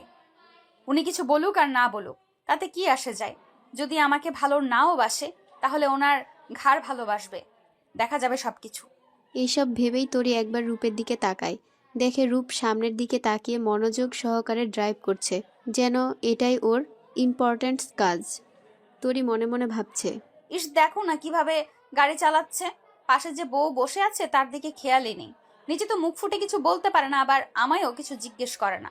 আরে আমায় জিজ্ঞেস করলে তো আমিই বলে দেই সব। তরি তো আর জানে না যে রূপ ওর মতো একই চিন্তায় মগ্ন। সে এসব কথাই ভাবছে। অনেক হয়েছে, এখন তরিকে মন খুলে ভালোবাসি বলতেই হবে। তরির দিকে এক নজর তাকিয়ে বলে ওঠে, তরি। রূপের গলার আওয়াজটা তরির কানে নতুন নয়, তবে এখন তরিকে রূপ যেভাবে ডাকলো সেই গলার স্বরটা তরির কাছে অনেকটা নতুন। এই আওয়াজটাই একটা আবেগ মেশানো আছে, কিছু অনুভূতি জড়ানো আছে, অনেকটা ভালোবাসা মোড়ানো আছে। তরি রূপের দিকে নরমভাবে তাকিয়ে উত্তর দেয়, জি বলুন। তরি, একটা কথা বলবো, রাগ করবে না তো? রূপের মুখে তুমি শোনাটা তরির কাছে যেন হৃদয়ের শীতল বাতাস বয়ে যাওয়ার মতো মনে হলো। উৎসুক দৃষ্টিতে রূপের চোখের দিকে তাকিয়ে বলল সে, রাগ করবো কেন, আপনি বলুন। কথাটি বলার আগেই রাস্তার উল্টো দিক থেকে আসা একটি ট্রাক ওদের গাড়িটিকে হিট করে। রূপ ও তরির গাড়িটি ট্রাকের ধাক্কায় উল্টাতে উল্টাতে রাস্তার পাশে বড় বটগাছটির সাথে গিয়ে ধাক্কা লেগে থেমে যায়। গাড়ির ভেতরে থাকা রূপ ও তরি রক্তাক্ত। ক্লাসের ঘন্টা বেজে ওঠার পর সকল স্টুডেন্টরা বাস্তব জগতে ফিরে আসে। ঢাকা মেডিকেল কলেজের কার্ডিয়াক বিভাগের লেকচারার ডাক্তার শাহরোজ আদ্রিয়ান সকল স্টুডেন্টদের উদ্দেশ্যে বলেন, sorry guys, now class hour is over, I have to go. আজ কিছুই পড়ানো হলো না, শুধু তোমাদের সবার মন রাখতে। এবার আমার মন রাখতে একটা কাজ করবে সবাই। নেক্সট টার্মের জন্য ভালোভাবে প্রিপারেশন নাও, যেহেতু টার্মের আগে এটাই লাস্ট ক্লাস। উনার কথার মাঝেই স্টুডেন্টদের মাঝ থেকে সবচাইতে ব্রিলিয়ান্ট তবে ইমোশনাল একজন স্টুডেন্ট জান্নাতুল মাওয়া আরশ জলে ভেজানো চোখে বলে উঠল, স্যার, এরপর রূপতরীর কি হলো?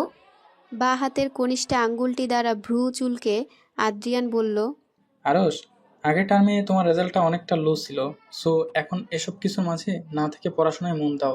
I think you have to be more attentive on your lessons. So তাহলে আজকে এ পর্যন্তই। তোমরা সবাই ভালো থেকো এবং ভালোভাবে টার্মটি শেষ করো। আবার দেখা হবে কয়েক মাস পরে। আল্লাহ হাফেজ। কথাগুলো শেষ হতেই doctor Adrian third year medical স্টুডেন্টদের ক্লাসরুম ত্যাগ করলেন। ওদিকে আরশ আদ্রিয়ানের ঝাড়ি খেয়ে চুপচাপ বসে আছে। ওই হ্যাঁ, আমি স্যার যখন টার্মের বিষয়ে বলেছিল তুই লাফালাফি করে আবার লাভ স্টোরি সম্পর্কে কেন জানতে চাইলি? তুই সবসময় নিজের দোষে স্যারের কাছে ঝাড়ি খাস। তানিয়ার কথায় সম্মতি জানিয়ে আরশ উত্তর দিল, তো কি করব বল? তুই তো জানিস আমি কতটা ইমোশনাল। তার উপর স্যার আজ ওই ইমোশনাল লাভ স্টোরি শোনালেন, তাহলে কি আর চুপ করে থাকা যায় বল? কি সুন্দর লাভ স্টোরি, রূপের তরী। আহা, নামটাতেই কেমন গা শিরশির করে ওঠে। ধ্যাত, বাদ দে তো। ওসব লাভ স্টোরির চক্রে পড়লে টার্মে আর পাশ করতে হবে না। তখন আদিয়ান স্যার তোমার ভালো মতো সোজা করবে, বলে রাখলাম। এমনিতেই আগের রেজাল্টের জন্য তোর উপর রেগে আসেন উনি। ধুর, ভাল লাগে না। এত স্টুডেন্ট থাকতে উনি কেন আমার পেছনে লাগেন বলতো? তানিয়া আরশের কাঁধে বাড়ি মেরে বলে, বলেছিলাম না কিছু আছে? একটা মারবো। চল হোস্টেলে, আজ তোকে আমি সোজা করব। বেশি পাকা হয়ে গেছিস তাই না? দুজন বেস্ট ফ্রেন্ড দুষ্টামি করতে করতে ক্লাসরুম থেকে বেরিয়ে হোস্টেলের উদ্দেশ্যে হাঁটতে থাকে। এদিকে ক্লাসরুমের নীরবতায় পড়ে থাকে রূপ ও তরির অসমাপ্ত কাহিনীটা।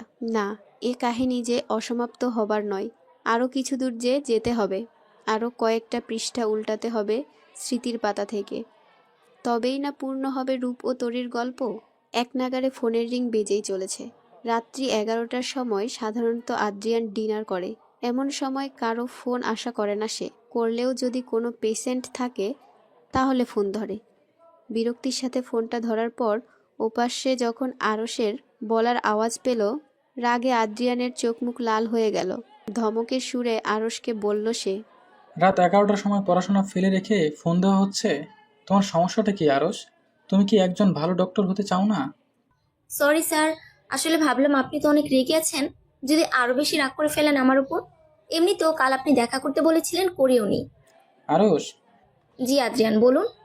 সরি আজকে ক্লাসরুমে তোমায় বকলাম, তবে একটা জিনিস কি জানো, তুমি আসলেই পড়াশোনা ঠিকমতো করছো না, এই জন্যই তোমার উপর অনেকটা রাগও আছে আমার। সরি, বাট আজকে আপনি যে স্টোরিটা শোনালেন তারপর শুধু ওখানেই মন পড়ে থাকে। রূপতরীর তারপর কি হলো তা না জেনে থাকতে পারছি না, আমায় কি বলবেন? ওকে, ডু ওয়ান থিং, তুমি টার্মে ভালো রেজাল্ট করো, দেন তোমায় একটা সারপ্রাইজ দিব আমি। সারপ্রাইজ টারপ্রাইজ আমার লাগবে না, আপনি আমায় ওদের অসমাপ্ত ভালোবাসার গল্পটি বলুন। আরশ, ওকে ওকে, তাহলে কবে দেবেন সারপ্রাইজটা? সারপ্রাইজটা তখনই পাবে যখন তুমি এক্সামে ভালো রেজাল্ট করবে, so be prepared for your term. Okay, তাহলে রাখি। আদ্রিয়ান ও আরশ দুজনে এখানে লাভ বার্ডস এর মতন। ওরা দুজনেই দুজনকে পছন্দ করে। ওদের প্ল্যান আছে আরশের মেডিকেল লাইফ শেষ হওয়ার পরই দুজনে বিয়ে করবে। আজ সকালে যখন আদ্রিয়ান ক্লাসে ঢুকলো, সব স্টুডেন্টদের আগে থেকেই প্ল্যান ছিল আজ ক্লাস করবে না, তাই আদ্রিয়ানকে সবাই ঝেঁকে ধরে বসে কোনো একটা গল্প শুনবে। সেই থেকে আদ্রিয়ান রূপ ও তরির এই গল্পটি ওদের মাঝে তুলে ধরে। যদিও এটা গল্প নয়, এটি গল্প হলেও সত্য। 2 মাসের মাথায় গিয়ে টার্ম শুরু হয়। এ 2 মাস আরশ প্রচণ্ড মন দিয়ে পড়াশোনা করে। এমনিতেও সব কিছু ওর পড়াই ছিল, শুধু রিভিশন দিয়ে পড়াগুলো আবার ক্লিয়ার করে নিল সে। অনেক ভালোভাবে আরশের টার্ম শেষ হলো। এবার নিশ্চিত সে টপ করবে। রেজাল্টের দিন আরশ টেনশনে ছিল প্রচুর। এ কারণে নয় যে কি রেজাল্ট হবে, এই কারণে যে সারপ্রাইজটা কি হতে চলেছে। রেজাল্ট আসলো। হ্যাঁ, সত্যিই আরশ টপ করেছে। সব ফ্রেন্ডরা ওকে নিয়ে মাতামাতি করছে, তবে আরশ অন্য চিন্তায় বিভোর। তানিয়া ওকে ধাক্কা দিয়ে বলে, কি রে, কি চিন্তা করছিস? নে, এবার তো টপ করলি, আদ্রিয়ান ছাড় তো আর কিছু বলবে না তোকে। আরশ মনে মনে ভাবছে, তোকে কি করে বলে আজ যে একটা সারপ্রাইজ পাওয়ার কথা, তবে সেটা যে কি হবে তা ভেবেই আমার অবস্থা খারাপ হয়ে যাচ্ছে। এর মাঝে আরশের ফোনে টুং করে শব্দ হয়ে একটা মেসেজ আসলো। মেসেজটা আদ্রিয়ানের এবং তাতে লেখা আছে 5 মিনিটের মধ্যে পার্কিং স্পেসে দেখা করো। তানিয়াকে হোস্টেলে যেতে বলে দৌড়ে চলে যায় গাড়ির পার্কিং স্পেসের দিকে। সেখানে গিয়ে আদ্রিয়ান হাসি মুখে হাতে হাত গুজে দাঁড়িয়ে আছে। আদ্রিয়ানের বর্ণনা দেই একটু। 5 ফুট 9 ইঞ্চি লম্বা ও ধবধবে ফর্সা গায়ের রং, গালে হালকা খোঁচা খোঁচা দাড়ি, চুলগুলো স্পাইক করা, চোখের পাপড়িগুলো অনেকটা ঘন এবং চোখের মণি একটু বাদামি রঙের। অন্যদিকে আরশ বলা চলে একটা চলতে ফিরতে পরি। যেমনটা সুন্দরী ঠিক ততটাই চঞ্চল, সাথে প্রচণ্ড মেধাবী। আরশ সেকেন্ড ইয়ারের প্রথম দিকে থাকাকালীন আদ্রিয়ান ওকে প্রপোজ করে। যেহেতু স্যার, তাই মুখের ওপরেই হ্যাঁ বলতে পারছিল না আরশ। কিছুদিন সময় নিয়ে চিঠির মাধ্যমে জানিয়ে দেয় সে। হাঁপাতে হাঁপাতে আরশ যখন আদ্রিয়ানের সামনে গিয়ে দাঁড়ায়, আদ্রিয়ান খানিক হেসে দিয়ে বলে, দৌড়ে আসার কি দরকার ছিল, হেঁটে আসলেই তো পারতে। না মানে আপনি বলেছিলেন 5 মিনিটের মাঝে আসার কথা, তাই ভাবলাম যদি আমি আবারও বকে দেই। না না, সেটা নয়। সেটা কি অন্যটা, তা না হয় পরে বুঝবো। এখন গাড়িতে উঠো। কোথায় যাচ্ছ কি না যাচ্ছ এমন কোনো প্রশ্ন করতে পারবে না, ওকে?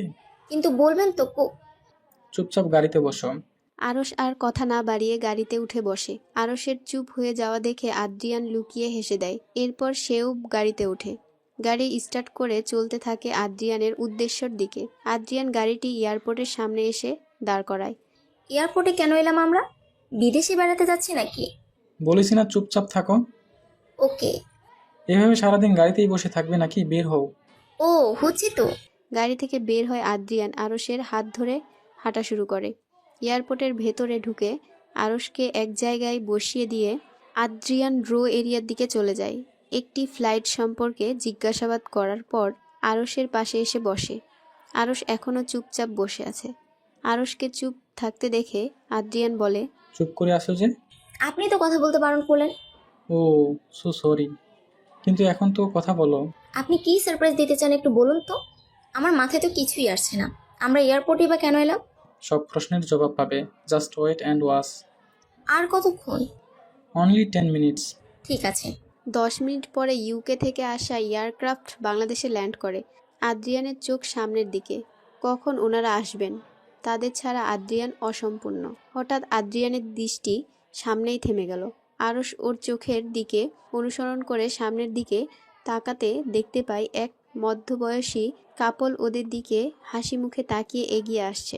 আদ্রিয়ান দৌড়ে গিয়ে ওনাদের জড়িয়ে ধরে। আরশ শুধু দূর থেকে দেখে যাচ্ছে আদ্রিয়ান এতটা হাসি মুখে আছে যেন সব সুখ ও পেয়েছে। মহিলাটি একবার আরশের দিকে তাকিয়ে আবার আদ্রিয়ানের দিকে তাকায়। এরপরই আদ্রিয়ানের পিঠে আলতো একটা ঘুষি দেয়। এরপর তিনজন মিলে আরশের দিকে এগিয়ে আসতে থাকে। আরশ ওনাদের এগিয়ে আসতে দেখে উঠে দাঁড়ায়। মহিলাটি আরশকে কাছ থেকে দেখে আদ্রিয়ানকে বলে, যতটা বলেছিলি তার চেয়েও বেশি সুন্দর ও মিষ্টি মেয়ে দেখছি। আদ্রিয়ান মাথা চুলকে আরশের দিকে তাকিয়ে বলে, ও বলাই হলো না, ইনি হলেন আমার মা এবং আমার বাবা।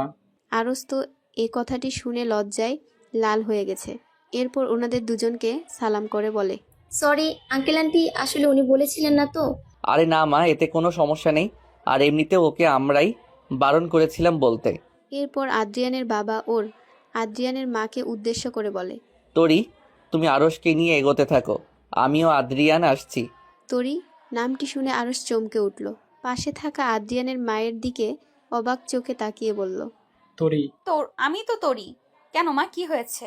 আরশ আরেক দফা চমকালো। ওর ধারণাটা আসলেই সত্য কিনা তা যাচাই করতে আবারও প্রশ্ন করলো, আন্টি, আঙ্কেলের নাম? ও, তোমার আঙ্কেলের নাম রূপক চৌধুরী রূপ? আরিশা চোখ মেলে তরির দিকে তাকিয়ে আছে। আরিশার চোখ যেন তরির মুখটা থেকে সরছেই না।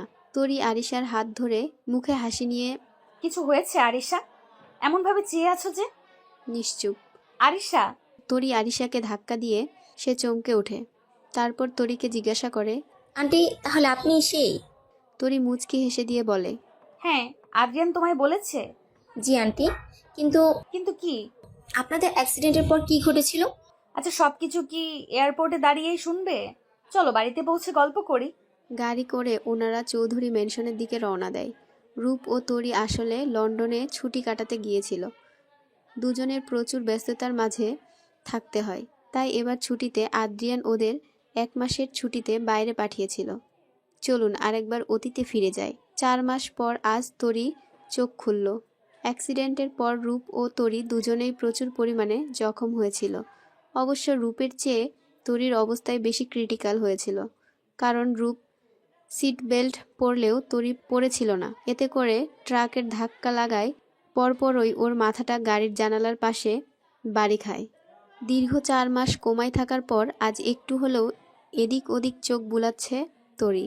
রূপ 1 মাসের মাঝেই রিকভার করলেও তরির চিন্তায় প্রায় অসুস্থ হয়ে পড়ত। তরির চিন্তায় সারাদিন জায়নামাজে বসে কান্নাকাটি করত। খাওয়া দাওয়া ঠিকমতো করতো না। তরির জ্ঞান ফিরলে সামনে সবাইকে দেখতে পায়, বাবা মা বোন শ্বশুর, কিন্তু ওর চোখ খুঁজছে রূপকে। একজন নার্স রূপকে খবর দেয় তরির জ্ঞান ফেরার বিষয়ে। ডাক্তারের সাথে তরির বিষয়ে আলোচনা করছিল সে। এ খবর শুনে দৌড়ে চলে আসে তরির কাছে। পাশে বসে তরির হাতটি নিজের হাতের মাঝে গুটিয়ে নেয় রূপ। কথা না বলে শুধু চোখের জল ঝরাতে থাকে সে। তরিকে এতদিন এমন অবস্থায় দেখে বাঁচার ইচ্ছেই হারিয়ে ফেলেছিল রূপ। কিছুদিন পর হসপিটাল থেকে তরিকে রিলিজ করে দিলে ওর সমস্ত কিছুর দেখাশোনার জন্য রূপ হসপিটালে যাওয়া বন্ধ করে দেয়। 1 মাসের মতো সময়ের রূপ তরির রিকভারির জন্য দিনরাত 24 ঘন্টা ওর সেবায় লেগে থাকে। 1 মাস পর তরি অনেকটা সুস্থ হয়ে ওঠে, তবে পুরোপুরি নয়। কলেজে যেতে চাইলে রূপ বারণ করে, তাই বাড়িতেই পড়াশোনা শুরু করে সে। মাথায়ও পায়ে বেশি আঘাত লেগেছিল, তাই পুরোপুরিভাবে সুস্থ হতে 1 বছরের মতো সময় লেগে যায়। এর পরপরই ওর এইচএসসি এক্সাম এগিয়ে আসে। এবং সব পরীক্ষা ভালোভাবেই সম্পূর্ণ হয়। এতদিনে তরি ও রূপের বন্ধুত্বপূর্ণ হলেও ওদের মাঝে কোনো স্বামী স্ত্রীর সম্পর্ক গড়ে ওঠেনি। রূপ চেয়েছিল তরির এইচএসসি এক্সাম শেষ করে কোথাও চান্স নিক, তারপর সব দেখা যাবে। সেই হিসেবে ভার্সিটি প্রিপারেশন নিয়ে অ্যাডমিশন দেয় তরি। অ্যাডমিশনের রেজাল্টের দিন দুপুরে তরি বারবার রুমে এদিক থেকে ওদিক যাচ্ছে। কি হবে এই টেনশনে ও ঘেমে উঠেছে। যদিও রুমে এসি চলছে। একটু পর রিশাদ চৌধুরী গম্ভীর মুখ করে তরির রুমে আসেন। তুমি কি এক্সাম ঠিকমতো দিয়েছিলে? এ কথা শুনে তরির টেনশন আরও বেড়ে যায়। না জানি কি হয়েছে। কেন বাবা, আমি চান্স পাইনি? তোরি, কই রে তোরা? মিষ্টির প্যাকেটটা নিয়ে আয়। তরি চমকে উঠে হাসি মুখে বলে, বাবা আমি। হ্যাঁ মা, তুমি ঢাকা বিশ্ববিদ্যালয়ে চান্স পেয়েছো। নিশ্চুপ করে জলমাখা চোখ নিয়ে বসে পড়ে মেঝেতে। তরিকে উঠিয়ে মিষ্টি খাইয়ে স্নেহের সাথে বুকে জড়িয়ে নেয় রিশাদ চৌধুরী। তরি ছলছল চোখে চোখ নিয়ে ওনার দিকে তাকায় আর বলে, বাবা উনি কোথায়? কে রূপ? ও তো সেই কখন বেরিয়েছে, আমাকে বলে যায়নি। তুমি না হয় ওকে ফোন করো, দেখো কোথায় আছে ও। হাসি মুখে ফোনটা তুলে রূপের নম্বরে কল দেয় তরি। কয়েকবার বাজার পরও যখন ফোন ধরল না, তরি রেগে গিয়ে নিজের মোবাইলটাই অফ করে রাখলো। সন্ধ্যা হয়ে গেলে তাও রূপ বাড়ি ফিরল না। তাই উপায় না পেয়ে ছাদে চলে গেল। কিন্তু সেখানেও বিপত্তি, ছাদের দরজাটা লক করা। সেখান থেকেও মন খারাপ করে রুমে ফিরে এলো। কিন্তু রুমে এসে দেখে কয়েক মুহূর্তের মাঝেই কতটা চেঞ্জ। সমস্ত রুমে বেলুন ছড়ানো ও বিছানার উপর একটা হালকা গোলাপি রঙের শাড়ির ওপর গোলাপের বুকে একটা ভাঁজ করা কাগজ এবং সাদা ও গোলাপি মিশ্রণে চুড়ি। গোলাপগুলো মুখের কাছে নিয়ে পাপড়িগুলোর সাথে একটু ঠোঁট ছুঁয়ে নেয় সে। একদম তরতাজা গোলাপ সবগুলো। শাড়ির পাশে রাখা কাগজটি ভাঁজ খুলে দেখতে পায়। রেগে গেলেন তো? রূপের হলেন। দেরি না করে বেলকনিতে আসুন। কথাটি পড়ে তরি হেসে দেয়। ধীর পায়ে গিয়ে বেলকনিতে গেলে সে দেখে হাজারো রকম ফুলের ওপর বিভিন্ন রঙের ড্রিম লাইট জ্বলছে, যাতে সব ফুলের সৌন্দর্য দ্বিগুণ পরিমাণে বৃদ্ধি পেয়েছে। ওখানে একটা কাগজে লেখা আছে, শাড়িটা অন্য কারো জন্য নিয়ে আসিনি, তাই শাড়িটা পরে জলদি ছাদে চলে আসুন। তরি আর দেরি না করে শাড়ি ও চুড়ি পরে হালকা সেজে চলে গেল ছাদে। ছাদটা ছোট ছোট সাদা, লাল, নীল, হলুদ, সবুজ ড্রিম লাইটে সাজানো হয়েছে। জায়গায় জায়গায় বড় বড় ফুলের তোড়া বসানো রয়েছে এবং একটা মাঝারি আকারের চৌবাচ্চা রেখে তাতে ছোট্ট একটা মোমবাতি ও গোলাপের পাপড়ি ছিটিয়ে দেওয়া আছে। এক কথায় যাকে বলে ছাদটির সৌন্দর্য হাজার গুণ পরিমাণে বেড়ে গেছে। তরি ছাদের যে জায়গায় দাঁড়িয়ে আছে তার পেছনে বসে কেউ একজন বলে ওঠে, কিছু কথা বলবো, মন দিয়ে শুনো। আমি যে তোমায় ভালোবাসি কথাটি সত্য, তবে তোমায় আমি ভালোবাসতে জোর করব না। শুধু একটিবার বলো ভালোবাসি, আর কোনো দিন ভালোবাসতে হবে না। মরুভূমির তপ্ত বালিতেও পা দিতে হবে না। আমার জন্য তোমাকে নিশিরাতে পা ভিজাতে হবে না। আকাশ বাতাস শুনুক তোমার প্রতিধ্বনি, সবাই জানুক কেউ আমায় ভালোবেসেছিল, আমার হৃদয়ের ডাকে কেউ সাড়া দিয়েছিল। শুধু এতটুকুই চাই আমি। কাছে আসো বা না আসো কোনো আপত্তি নেই। হৃদয়কে না হয় একটিবার হলেও সান্ত্বনা দিতে পারবো। কেউ তো অন্তত একটিবার প্রাণের ছোঁয়া দিয়েছিল। মুহূর্তের মধ্যে শুকিয়ে যাওয়া নদীতে আবার ঝড়ের বেগে অশ্রুর বন্যা বয়েছিল। শুধু এতটুকুই চাই আমি, এর চেয়ে বেশি চাই না। হয়তোবা আমি তোমায় আকাশের চাঁদটি এনে দিতে পারবো না, পূর্ব দিকে ওঠা সূর্যটিকেও হাতে তুলে দিতে পারবো না। পারবো রজনীর পর রজনী জেগে তোমার জন্য অপেক্ষা করতে। তুমি যে একটা পবিত্র ও প্রস্ফুটিত ফুলের মঞ্জরি, তুমি হবে কি এই আপনিময় রূপের তরি? কথাগুলো শেষ হতে না হতেই তরি নিজেই বসে পড়ে, রূপকে জড়িয়ে ধরে বলতে থাকে, ভালোবাসি, প্রচুর ভালোবাসি। রজনীর পর রজনী না হয় একসাথে জাগবো, মরুভূমিতে না হয় একসাথে পা দিব, নিশিরাতে চাঁদের আলোয় দুজনে মিলে চন্দ্র স্নান করব। রূপের তরি তো অনেক আগে থেকেই ছিলাম, তবে আজকে কথাটির পূর্ণতা পেলাম। জোছনার আলোয় গা ভিজিয়ে আজ পূর্ণতা পেল রূপ ও তরির ভালোবাসা।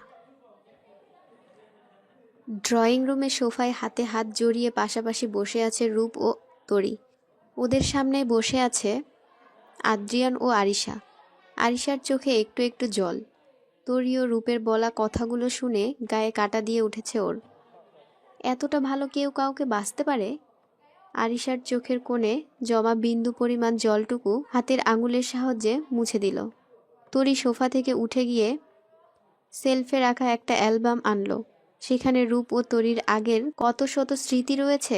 শুধু তাই নয়, রূপ তার রুমের দেওয়ালে বড় করে তরির ও নিজের একটা ছবি বড় করে গ্লাস দিয়ে বাঁধিয়ে রেখেছে।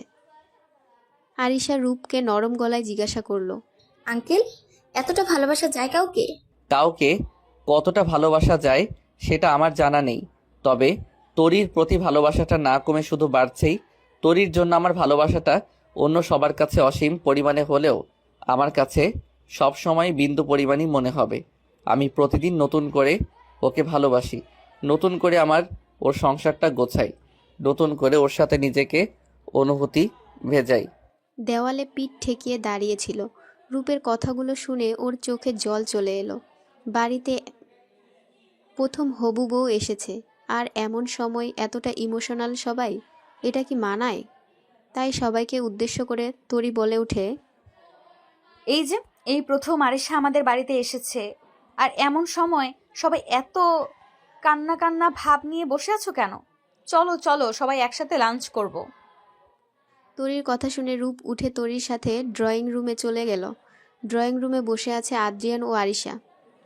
আরিশার হাতের ওপর হাত রেখে আদ্রিয়ান বলল, সরি, আমি তোমায় সবসময় বকাঝকা করি, তাই না? বাট আই প্রমিস, আজ থেকে তোমায় আর কোনো অভিযোগ করার সুযোগ দিব না। আমার মাকে যেমন করে বাবা ভালোবাসে, হয়তো তেমন করে তোমায় ভালোবাসতে পারবো না, কিন্তু তোমায় সবসময় চেষ্টা করব খুশি রাখার, তোমার সব ইচ্ছে পূরণ করব। তুমি সবসময় যা বলো তা আমার ভালোর জন্যই তো বলো, তাই না? তাহলে এখন সরি কেন বলছো? তবে হ্যাঁ, আমার কিছু আবদার তোমায় রাখতে হবে। আবার কি আবদার শুনি? এই ধরো, প্রতিদিন বিকেলে আমার জন্য বেলি ফুলের মালা আনতে হবে, এবং সেটা তুমি নিজের হাতে আমার খোপায় গুজে দিবে। তারপর? বৃষ্টি ভেজানো সন্ধ্যায় ঠান্ডা লাগলেও আমার সাথে ছাদে দাঁড়িয়ে বৃষ্টি বিলাস করতে হবে। ও, তারপর? শীতের রাতে আমায় বুকে জড়িয়ে ঘুমোতে হবে। ও, এই ব্যাপার? তাহলে এসো, এখনই ধরি। এই না, হয়েছে, আর কিছু লাগবে না। আমার এমন ছোট ছোট আবদার পূরণ করলেই হবে। এগুলো ছোট ছোট আবদার? আমি হসপিটালে সে। আদ্রিয়ানের এ কথায় আরিশা চোখ বড় বড় করে ওর দিকে তাকায়। একটু ভয় পেয়ে আদ্রিয়ান বলে, না না, ঠিক আছে ঠিক আছে। রাত 12টা বাজতে চলল। রূপ সে কখন বেরিয়েছে, কোথায় যেন যাবে বলেছে। আদ্রিয়ান ও তরি ড্রয়িং রুমে বসে অপেক্ষা করছে রূপের জন্য, কিন্তু রূপের আসার নামগন্ধ নেই। আদ্রিয়ান তরিকে ঘুম ঘুম চোখে বলে, মা, আমি না হয় ঘুমিয়ে পড়ি, তুমিও গিয়ে ঘুমিয়ে পড়ো, অনেক রাত হয়েছে, বাবা আসলে আমি দেখব, তুমি ঘুমিয়ে পড়ো তো। আদ্রিয়ান চলে গেলেও তরি সেখানেই বসে থাকে। একটু পর নিজের ফোন খুঁজতে থাকে তরি। ফোনটা কাছে না থাকায় রুমে চলে যায় সে। রুমে যাওয়ার পর টেবিলের ওপর থেকে ফোনটা নিয়ে যেই না রুম ছেড়ে চলে আসবে, ঠিক তখনই সে খেয়াল করেছে বিছানার উপর প্রতিবারের মতোই আজও গোলাপের একটা বুকে রাখা। তার পাশেই একটা শাড়ি ও 1 ডজন ম্যাচিং চুড়ি, পাশেই একটা কাগজ। আজ ওদের ম্যারেজ অ্যানিভার্সারি, এবং এই দিনটিতে প্রতিবারই রূপ তরির জন্য সারপ্রাইজ প্ল্যান করে, এবং প্রত্যেকবার সারপ্রাইজটা সেম হয়। এবার আর ভুল না করে শাড়িটি পরেই ব্যালকনিতে যায় সে। সেখানে প্রতিবারের মতোই অনেক রকমের ফুল, এবং তার মাঝে আরেকটি কাগজ যেখানে লেখা, আজ তোমায় শাড়ি পরতে বলবো না, কারণ আমি জানি তুমি শাড়িটি পরেই এই কাগজটি পরছো, তাই দেরি না করে ছাদে চলে এসো।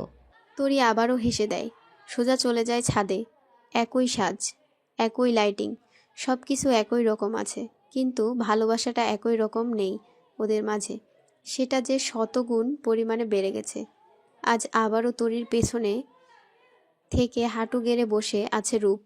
আজ আবারও বলতে চায় নিজের মনের কথা, কিন্তু প্রতিবারের মতো আজও তরি রূপকে বলতে দিল না।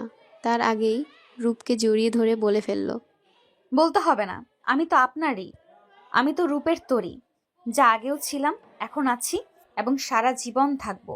রূপ নিজের ভালোবাসার আবেশে আবারও শক্ত করে জড়িয়ে ধরল তরিকে।